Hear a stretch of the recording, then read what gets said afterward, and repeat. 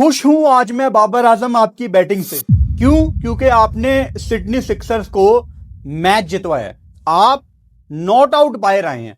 मैं कितने साल से बाबर आजम को एक बात पे क्रिटिसाइज करता रहा हूं कि बाबर, अगर आपने 30-35 बॉल्स खेल ली हैं तो सबसे ज्यादा जिम्मेदारी आपकी है कि आपने गेम को फिनिश करके आना है। और ये रूल सिर्फ बाबर पे अप्लाई नहीं होता। वो बैटर जिसने सबसे ज्यादा टाइम क्रीज पे गुजारा है, उसकी सबसे ज्यादा जिम्मेदारी होती है कि उसने गेम को खत्म करके आना है। आज बाबर आजम ने वो करके दिखाया। यस, बाबर आजम के साथ जो सिडनी सिक्सर्स के दूसरे बैटर थे डेविस, उन्होंने काम बड़ा आसान कर दिया। यानी जो ऊपर से बुनियाद रखी बाबर आजम ने, उसको नीचे से फिनिशिंग लाइन जो पार करवाई वो डेविस ने करवाई। 15 बॉलों पे 34 रन किए डेविस ने, 2 छक्के 3 चौके, और काम उसने बड़ा आसान कर दिया। लेकिन अगर ये नॉक नीचे डेविस की ना आती तो सिडनी सिक्सर्स को डेफिनेटली बहुत ज्यादा मुश्किलात हो सकती थी। आज बाबर आजम की हम तारीफ भी करेंगे, ऑब्वियसली एप्रिसिएशन करना बनती है, क्योंकि मैच उन्होंने खत्म किया है, विनिंग शॉट खेली है, टीम को एक इंपॉर्टेंट मैच जितवाया है, दूसरी 50 की है। जिन 2 मैचों में बाबर आजम ने 50 की, वो 2 मैच सिडनी सिक्सर्स जीते हैं। तो आपको समझना है कि सिडनी सिक्सर्स के कैंप में जो लोग बैठे हुए हैं वो कहीं ना कहीं खुश होंगे कि यार इस बंदे ने 2 50s की हैं और दोनों दफा हम मैच जीते हैं। एप्रिसिएशन के साथ साथ हमने बाबर आजम की इस नॉक को ब्रेक डाउन भी करना। जहां इंप्रूवमेंट की जरूरत है वहां बाबर आजम को आज भी बताया जाएगा कि बॉबी इन इन चीजों को ठीक करना है। क्योंकि ये किसी फैन बॉय का यूट्यूब चैनल नहीं है जहां पे कोई चल गया तो बस बल्ले बल्ले, अदरवाइज दूसरे प्लेयर्स को बैठे बैठे कोसते रहना। यहां पे भाई साहब ये नहीं होता। यहां पे जो अच्छा खेलता है उसकी तारीफ भी होती है, लेकिन उसको इंप्रूवमेंट के लिए बातें भी बताई जाती हैं ताकि फ्यूचर में वो चीजें उसके काम आए। अच्छा, जब आप मैच खत्म करते हो अपनी टीम के लिए तो बहुत ज्यादा बातें छुप जाती हैं। इसीलिए काफी इंपॉर्टेंट है बाबर आजम के लिए कि इस चीज को अब वो हैबिट बनाएं, क्योंकि बाबर आजम एक ऐसा बल्लेबाज है जो मोस्ट ऑफ द टाइम आपको T20 में 30-35 बॉल्स खेलता नजर आता है। अब 30-35 बॉल्स अगर बाबर ने खेलनी है तो उसके लिए बड़ा इंपॉर्टेंट है कि वो अब अपनी टीम को जितवाना शुरू करे। चाहे वो सिडनी सिक्सर्स के लिए खेल रहा है, चाहे वो पाकिस्तान सुपर लीग में खेल रहा है, चाहे वो पाकिस्तान से खेल रहा है। मेरा मसला सारी जिंदगी यही रहा है कि तकरीबन 80% मैच में आपको लग रहा होता है कि बाबर शायद कर जाएगा, बाबर शायद जितवा जाएगा, लेकिन जब बिल्कुल क्रूशल मोमेंट आता है जहां पे बल्लेबाज को अपना करैक्टर दिखाना होता है, जहां पे उसको वो नॉक एक मैच विनिंग नॉक में कन्वर्ट करनी होती है, वहां पे बाबर वापस चला जाता है आउट होके। ये हमने माजी में कितनी दफा देखा है। वो आपको न्यूजीलैंड का टूर याद है ना, जिसमें बाबर 35 पे 50 करता था, पाकिस्तान को जीतने के लिए 25-30 चाहिए होता था और बाबर आउट होके बाहर चला जाता था। तो ये एक भाई साहब क्रिकेट का असूल है। मैंने आपको कितनी दफा ये एग्जांपल्स दिए हैं कि जब आप पहली दफा बल्ला पकड़ते हो ना, आपका कोच आपको हमेशा एक बात कहता है कि बेटा गेम फिनिश करके आनी है। तो ये बात समझ लो कि जिसने 30-35 बॉलें खेली होती हैं उसकी सबसे बड़ी जिम्मेदारी होती है। और आज बाबर आजम को क्रेडिट जाता है, उन्होंने अपनी टीम को एक इंपॉर्टेंट नॉक खेल के मैच जितवाया। अच्छा, मेलबर्न में ये मैच हो रहा था, डॉक्सलैंड में। एक साइड की आउटफील्ड थोड़ी स्लो थी, 165 का टारगेट मिला, तो कोई बहुत ज्यादा मुश्किल तो नहीं होनी थी। और मेरा ये मानना है जब टारगेट आपको मिला ना 150, 155, 160 या लेट्स से 165, 166, जब आपको T20 में एक डिसेंट टारगेट चेज करने को मिले तो फिर बाबर आजम के लिए ये एक आइडियल सिचुएशन हो जाती है। Because at the end of the day कहीं ना कहीं हम सब ये मानते हैं कि 140, 150, 160 वाले टोटल ऐसे हैं जिसमें आपको एक प्रॉपर या टिपिकल बाबर आजम की नॉक चाहिए होती है, वो इन टोटल्स में अपना टाइम ले सकता है, क्योंकि ये वाले टोटल उसको अलाउ करते हैं। अब अंग्रेजी की एक कहावत है, it's not about how you start, it's all about how you finish. अब जाहिर बात है, आज सुबह मैच था तो हम सुबह उठे मैच देखने के लिए। पहले मेलबर्न ने बैटिंग की। अब बाबर आजम ने शुरुआत की रन बॉल, 9 बॉलों पे 10, 11 बॉलों पे 12, 24 बॉलों पे 25, 26 बॉलों पे 27, मतलब रन बॉल सारा सीन चल रहा था। अच्छा, रिक्वायर्ड रन रेट एक टाइम पे आ गया तकरीबन 13 का, और इनका करंट रन रेट जा रहा था 6, 6.5 का। तो मुझे थोड़ा डर लगना शुरू हो गया। मैंने कहा यार अल्लाह करे कि बाबर आजम थोड़ा सा यहां से तेज हो जाए। बाद में जाके उसने 2 बाउंड्रीज लगाई, स्पेशली वो जो एक कवर्स के ऊपर से छक्का लगाया, मजा आ गया वो शॉट देख के। I think that was shot of the match, जो कवर्स के ऊपर से उसने छक्का लगाया, खूबसूरत शॉट थी वो। एनीवेज, यहां तो मैं दुआ कर रहा था कि बाबर के बल्ले से अब तेज रन आए, या कोई दूसरा सिडनी सिक्सर का बल्लेबाज आए और वो एक तेज 30-35 करे, फिर सिडनी सिक्सर यहां से मैच जीतता है।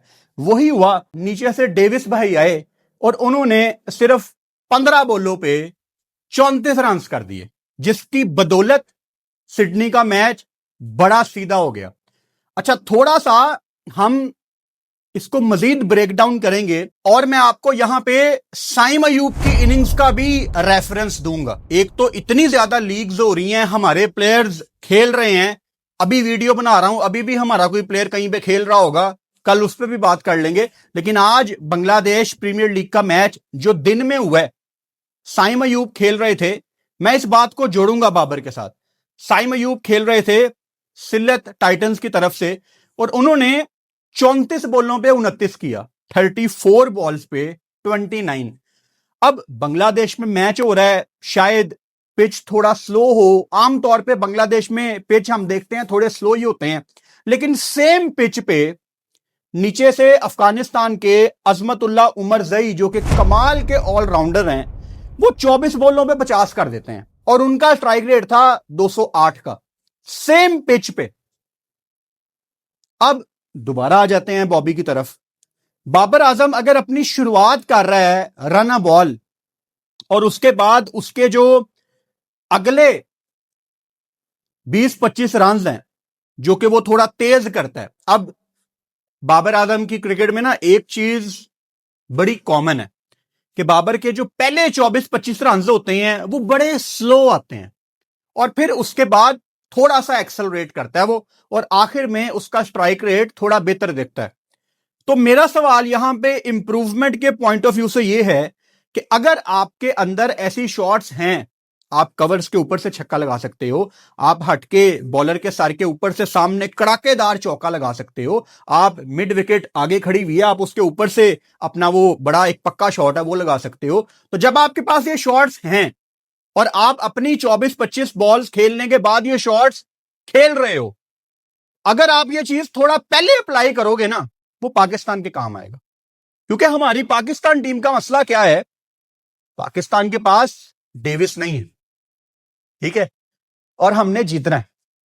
हम पाकिस्तान के पॉइंट ऑफ व्यू से आते साथ ही 24-25 बॉल्स नहीं खेल सकते, हमें रिक्वायर्ड रन रेट को मैच करना पड़ेगा।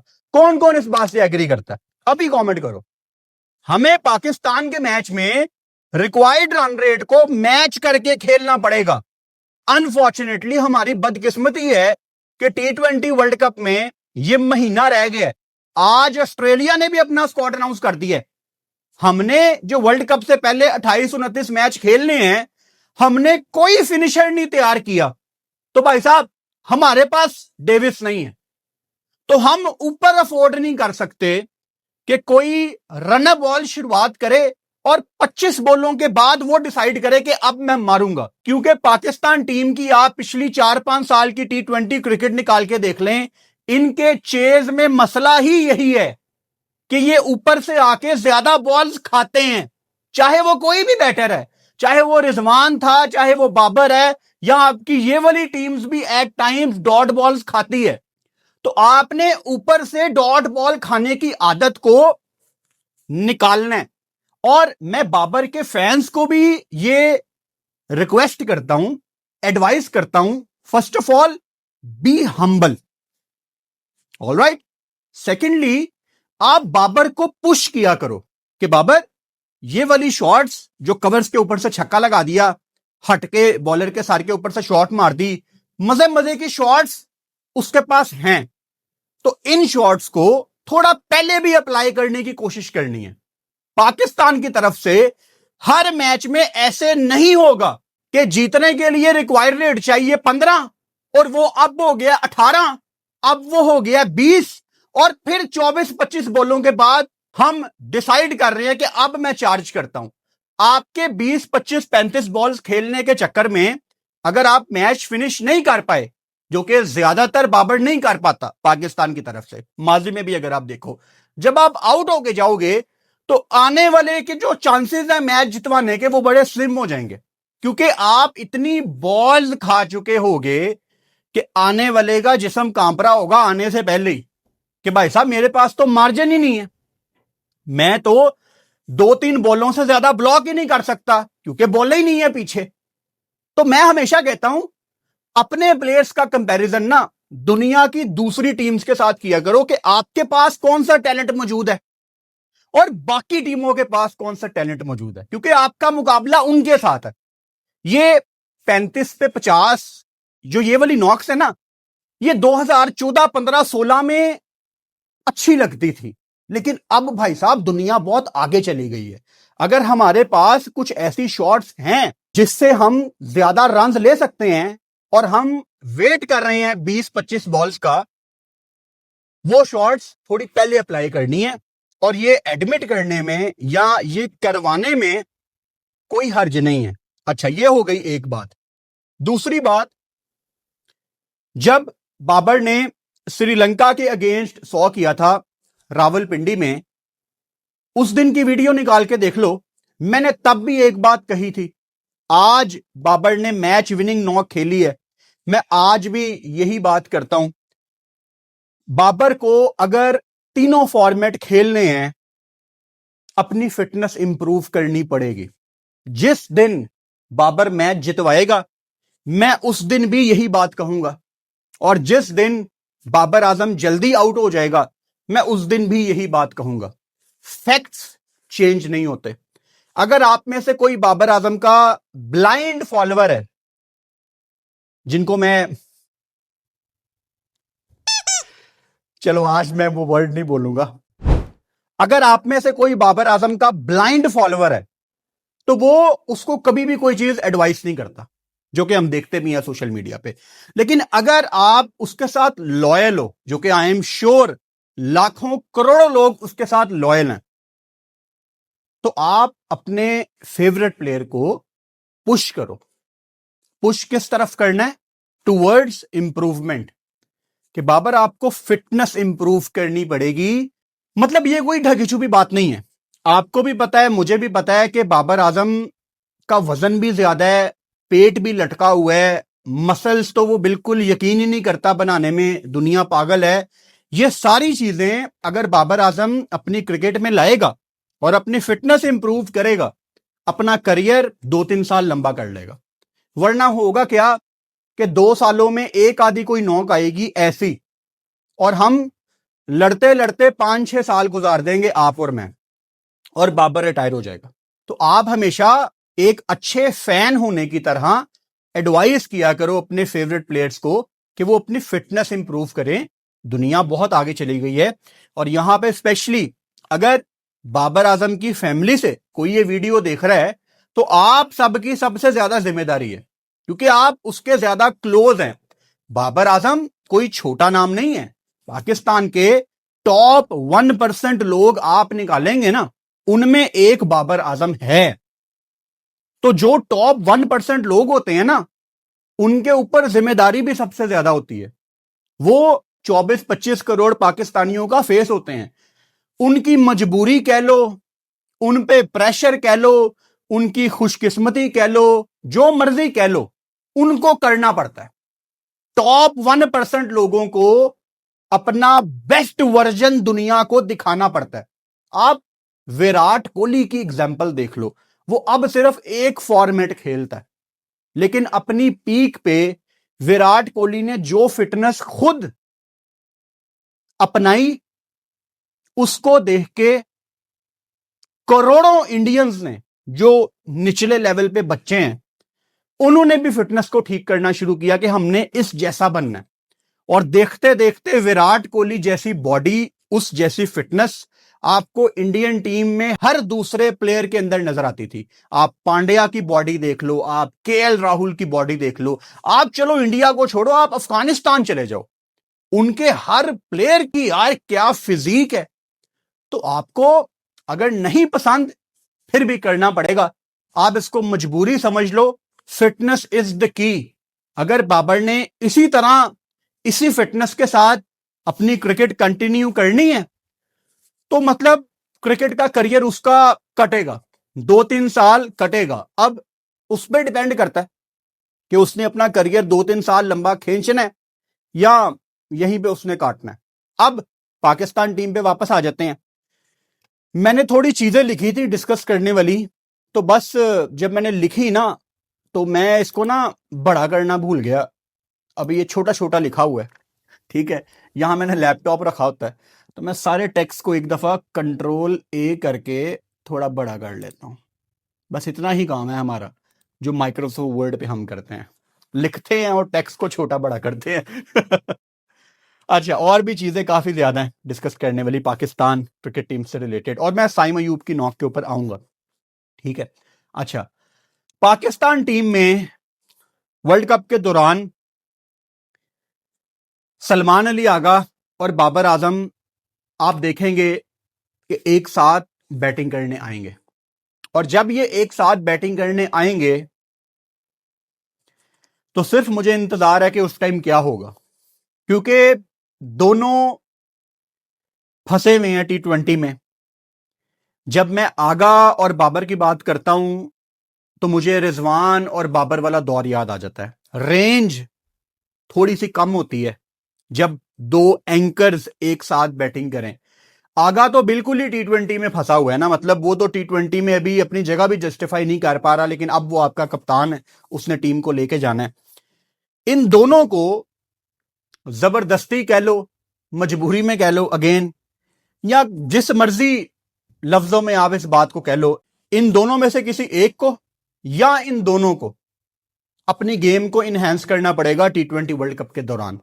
अल्लाह ना करे T20 वर्ल्ड कप के दौरान ऐसा हो कि आपका रिक्वायर्ड रन रेट है लेट से 12 या 13-14, और ये दोनों 8-8, 9-9, 10-10 बॉलें खेल रहे हैं आके कि हम पहले देखें कि विकेट कैसा खेल रही है। ऐसा नहीं होगा।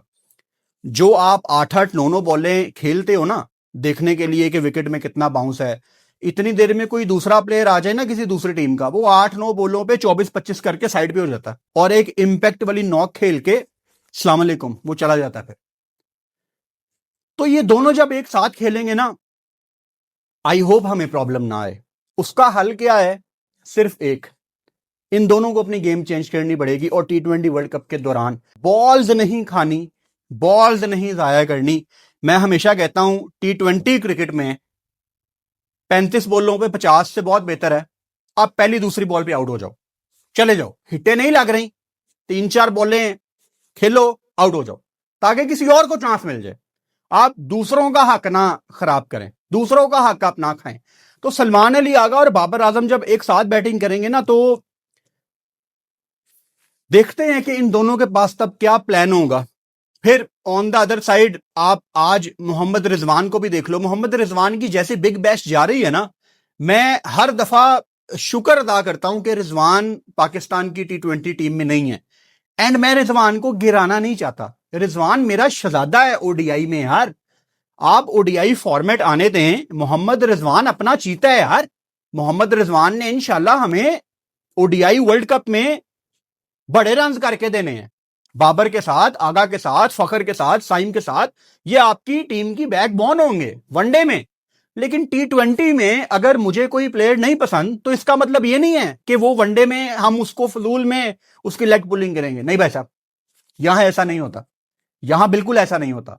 रिजवान की T20 की गेम नहीं है, सीधी सी बात है। और फंसा हुआ है वो।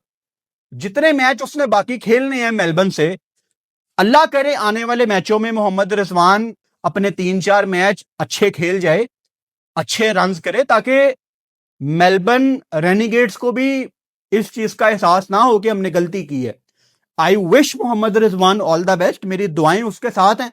वो हमारे T20 प्लान में तो नहीं है, लेकिन अपना पाकिस्तानी बच्चा है, वो अपना ही लड़का है यार, वो टीम में नहीं है और चाहिए भी नहीं।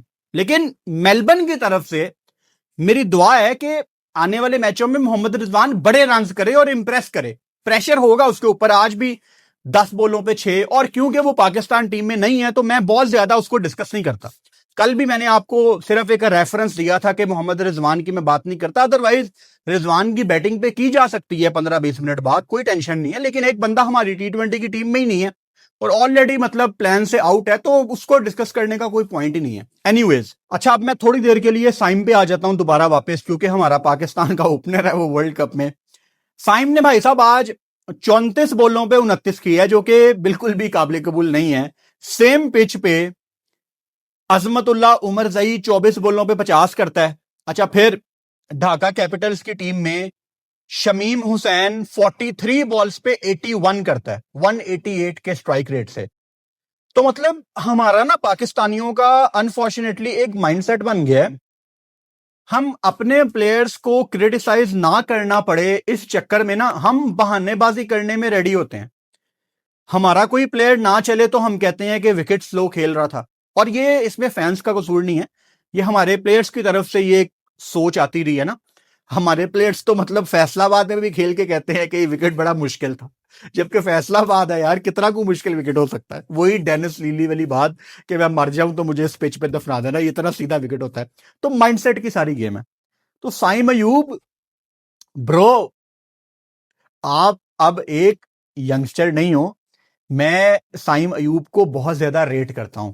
एंड इंटरेस्टिंगली कल परसों भी मेरी एक दोस्त से बात हो रही थी, मैं यही बात उसके साथ कह रहा था कि साइम अयूब के ना T20 में अभी तक 2-3 100 आ जाने चाहिए थे।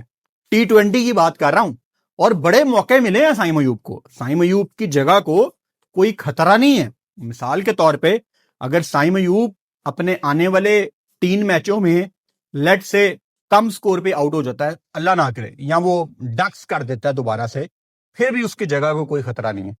सीधी सी बात है, साइम अयूब पाकिस्तान टीम में अब स्टैब्लिश हो चुका है। अच्छा, यहाँ वैसे तो मैंने एक कट लगाना था, लेकिन मैंने कहा आपको बिहाइंड द सीन्स दिखाता हूँ।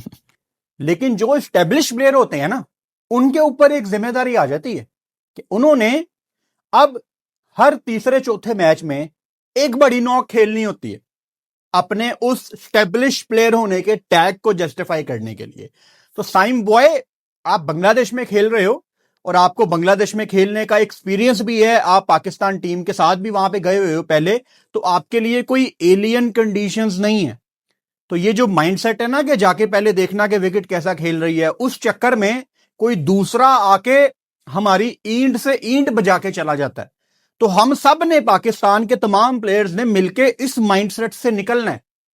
आप लोगों को मैच शुरू होने से पहले आप विकेट को थोड़ा नॉक करके देखो, आपको पता लगना चाहिए कि विकेट कैसा खेलेगी, विकेट में कितना बाउंस है, विकेट में कितनी नमी है। आप लोगों को अब तक इस चीज का अंदाजा हो जाना चाहिए।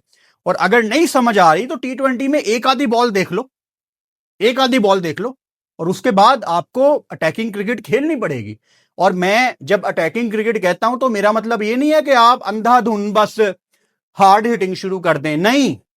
मसला यह है कि हम अपने आप को देखते हैं कि 150 160 वाली हम टीम है पाकिस्तान, लेकिन जिनके साथ हमारा मुकाबला होता है ना, वो सारे 220 230 वाली क्रिकेट खेल रहे हैं, और इसी मार्जिन से हम पीछे रह जाते हैं। और हमारे ये जो प्लेयर्स हैं, मिसाल के तौर पे साइम अयूब, इन सब को, इन लीग्स को एक जरिया बनाना है इंप्रूवमेंट का।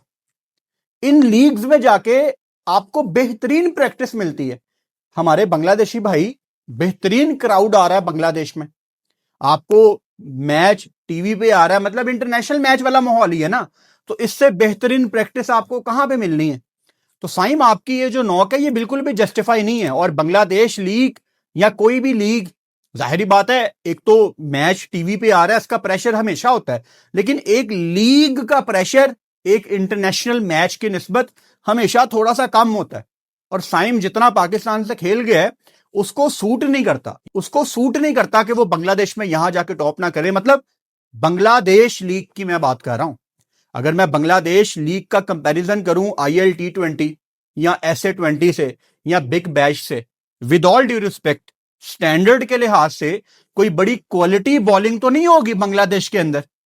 जो बांग्लादेश के हमारे लोकल लड़के हैं, जो बांग्लादेश के बॉलर्स हैं, वो कोई डोमेस्टिक लेवल पे जो 70-80% आपके सारे बांग्लादेश के बॉलर्स हैं, वो कोई टॉप नॉच बॉलर्स तो नहीं है। एवरेज बॉलिंग ही खेल रहे हैं ना साइम, वहां पे ये एवरेज बॉलिंग ही खेल रहे हैं ना बांग्लादेश में। तो जितनी क्रिकेट आपने खेल ली है, आपको तो इन लीग्स में जाके टॉप 3 में फिनिश करना चाहिए भाई। और अगर आप नहीं करते तो इसका मतलब है कि कमी है हमारे अंदर कोई। देखो ना, मैं हमेशा कहता हूं कि आपका मुकाबला किन के साथ है। अब मिसाल के तौर पे आज ऑस्ट्रेलिया ने अपना स्क्वाड अनाउंस कर दिया है, और जब ऑस्ट्रेलिया ने अपना स्क्वाड अनाउंस किया ना, जो पहला वर्ड मेरे माइंड में आया इनका स्क्वाड देख के, वो आया, यार ये कितने चैंपियन लोग हैं। मतलब ये क्या स्क्वाड है यार, ये वर्ल्ड कप जीतने वाला स्क्वाड है। इनसे डरो, इनसे जितना डर सकते हो डरो। मिच मार्श इनके कप्तान, बार्टलेट, कनूली इनको टीम में डाला गया। पैट कमिंस, यार काश हमारे पास पैट कमिंस होता। पैट कमिंस भाई तो पाकिस्तान में पैदा हो जाता, काश। क्या जबरदस्त करेक्टर है, legend Pat Cummins. Tim David, बचो, इसके छक्कों से बचो, इसके लंबे लंबे छक्कों से बचो। कैमरन ग्रीन, ओए होए होए होए, जितना महंगा ये बिका है ना, ओ भाई साहब, कैमरन ग्रीन भी अगर चल गया ना तो छोटे छक्के नहीं मारेगा ये। नेथन इलियस अच्छा बॉलर है।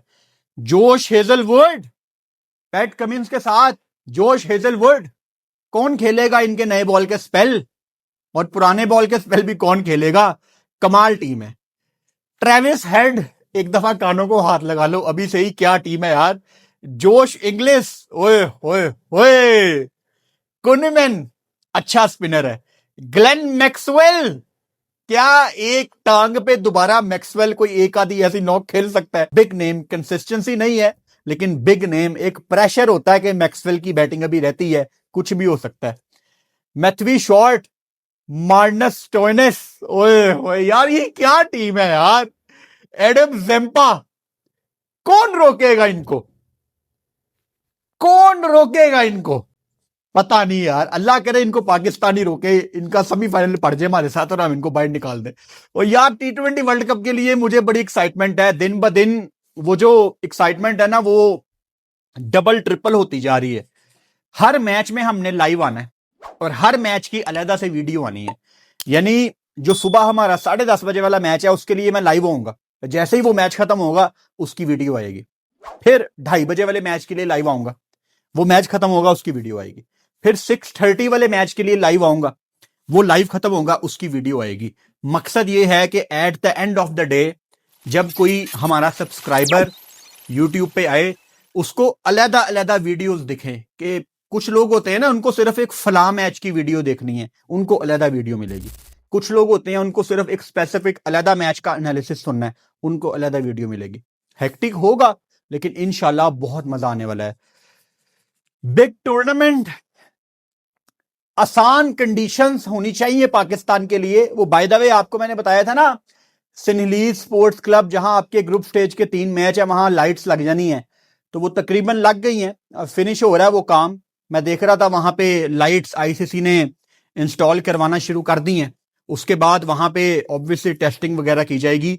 यार ऑस्ट्रेलिया ने भी स्क्वाड अनाउंस कर दिया, इंग्लैंड ने भी कर दिया, अफगानिस्तान ने भी कर दिया, ओमान वगैरह भी कर रहे हैं। सारी टीमें अपनी अपनी सीरीज भी खेलेंगी। वर्ल्ड कप वाले स्क्वाड वाली टीम से ही हम वहीं के वहीं खड़े हैं और हमारी कोई तैयारी नहीं है। कल वाली वीडियो में भी मैंने इस पे बात की थी।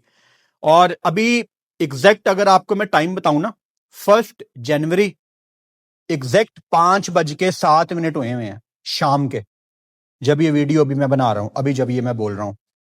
मुझे अभी तक नहीं पता कि पाकिस्तान ने श्रीलंका कब जाना है, और मैंने ये वीडियो बनाने से पहले ऑफिशियली पता करने की कोशिश की थी पाकिस्तान क्रिकेट बोर्ड से, लेकिन कोई जवाब नहीं आया। जब जवाब नहीं आता तो इसका मतलब यही होता है कि अभी कुछ डिसाइड नहीं है। तो कैंप मैंने आपको कल बता दिया था, कल वाली वीडियो में, कि कैंप ये लोग लगा नहीं रहे। श्रीलंका कब जाना है ये पता नहीं है, किसने टीम में होना है किसने टीम में नहीं होना। वर्ल्ड कप वाली टीम की बात कर रहा हूं। तैयारी में हम अनफॉर्चुनेटली 0 पे खड़े हुए हैं, और हर टूर्नामेंट में ऐसा ही होता है। मेरी कल वाली वीडियो देखना, उसमें मैंने पाकिस्तान टीम की तैयारी के हवाले से काफी ज्यादा बात की है।